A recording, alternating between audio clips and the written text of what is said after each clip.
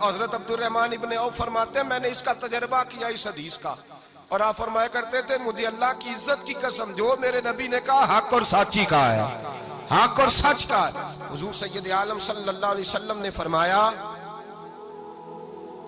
صدقہ دینے سے مال کم نہیں ہوتا، صدقہ دینے سے مال جی کیا کرنے سے، یہ وعدہ ہے نبی پاک کا، صدقہ دینے سے پیسے، اچھا بتائے نا جی مجھے 1000 میں سے 500 دے دیا تو باقی کتنے رہ گئے؟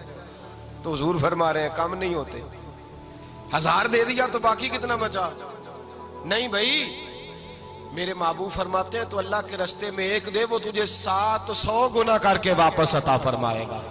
نبی پاک نے فرمایا صدقہ دینے سے مال کم نہیں ہوتا، اور فرمایا معذرت کرنے سے عزت میں کمی نہیں آتی، معذرت کرنے سے عزت میں کمی، اللہ اکبر، معذرت کرنے سے عزت میں کمی، اور حد کر دی میرے حبیب نے، فرمایا تو رب کی رضا کے لیے عاجزی کر، تیرے نبی کا وعدہ ہے اللہ تجھے عزت عطا فرما دے گا، تو جھک جا اللہ کی رضا، عاجزی اختیار کر، سادگی اختیار کر، سادگی عاجزی کر، تجھے اللہ ایک دو باتیں اس میں ارشاد، ایک معذرت کر غلطی ہو جائے، اور دوسرا پہلے عاجزی کی بات سنے۔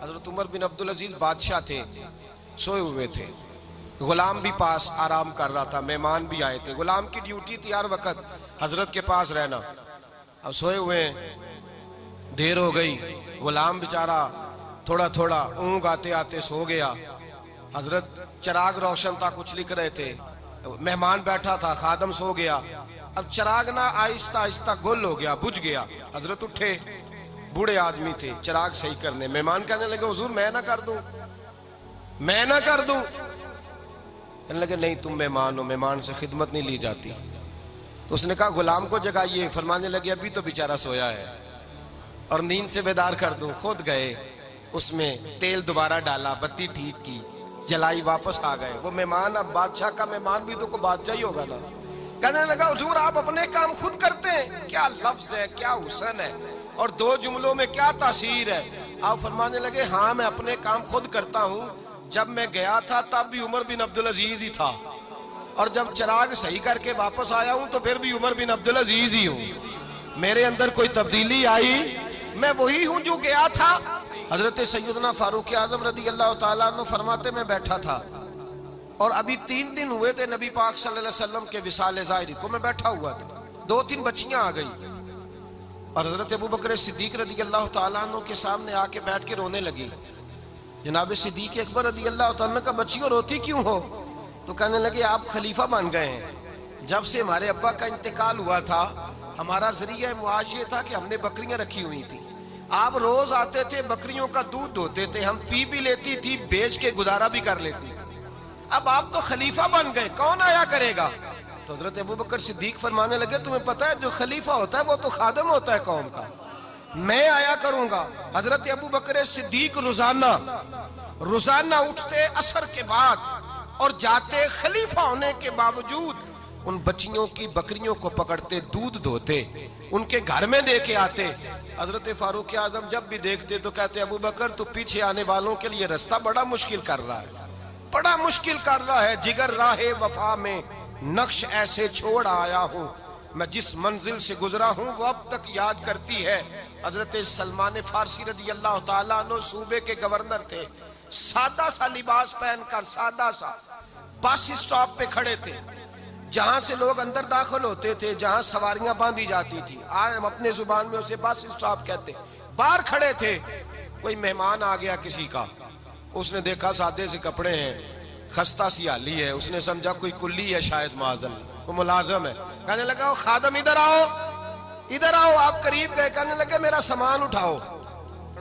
امام غزالی فرماتے ہیں جب تو علم پڑھنے بیٹھتا ہے تو یہ بھی خیال کرنا تیرے اندر تکبر کا بوٹا نہ لگ جائے، عاجزی اختیار کرنا، عاجزی، سر پہ رکھا ہوا ہے سامان، حضرت سلمان فارسی نے، گورنر صاحب نے، اس آدمی کا، مہمان کا سر پہ سامان رکھا اور جا رہے، سنو اور غور کرو، جب جا رہے تھے جو آدمی بھی ملتا گورنر صاحب ہمیں دے دے، مہمان پریشان ہو گئے، کہنے لگے حضور آپ گورنر ہیں؟ فرمانے لگے نہیں، یہ تو میرا دنیا داری کا نام ہے جو ان لوگوں نے رکھا ہوا ہے، اصل میرا نام وہی ہے جو تو نے لے کے پکارا ہے، اصل نام وہی ہے. تو نے کہا غلام ادھر آ.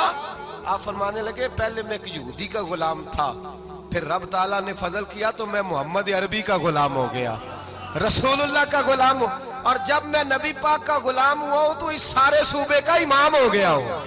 تو اصل تو میں غلام ہی ہوا نا. دوسرا میرے نبی پاک صلی اللہ علیہ وسلم نے, ایک تو عاجزی سے عزت ملتی ہے, تکبر سے عزت. وہ جو بندہ جھجکتا ہے نا تیرے نیڑے جانے سے, تو کہتا ہے میری بڑی عزت کرتا ہے, وہ عزت نہیں کرتا. شیر کی عزت ہوتی ہے کہ خوف ہوتا ہے؟ بولے نا تو نہیں نہ ڈر لگتا ہوتی کو. شیر کا کیا ہوتا ہے؟ خوف. اس کی عزت نہیں ہوتی. تو درندہ ہے, درندوں کی بھی کبھی عزت ہوتی ہے.